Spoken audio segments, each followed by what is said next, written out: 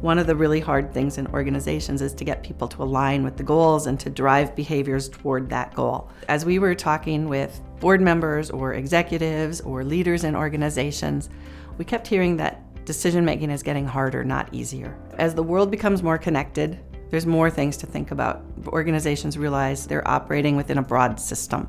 So any decision gets made within sort of this complex web of actors, regulations, policies, infrastructure, culture, organizational culture, local culture, broader culture.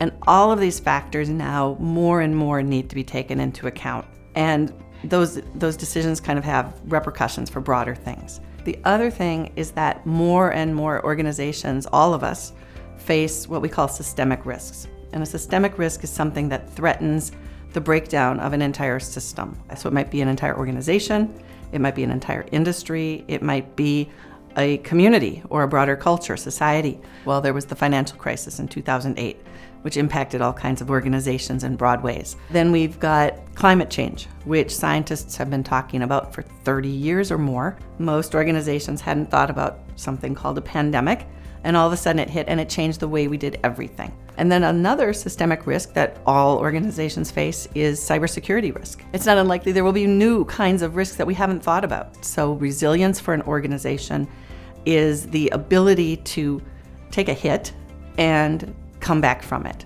And so we need to be able to think in a more broad system, holistic kind of way. Not everything can be a hard analytic decision that you contemplate what to do. Most of our actions are fairly automated. It is sort of that affective, emotional, gut level decision, that gut feel that drives what we do. Then can I develop strategic decision processes? How do I think about it from other perspectives to try to overcome some of the biases that I'm not aware of, but that I might be subject to, and to make decisions in a more informed, strategic kind of way. Any hard decision faces potential gains and potential losses. And you can make the best decision in the world and something bad can still happen. You can make the worst decision in the world and still come out okay.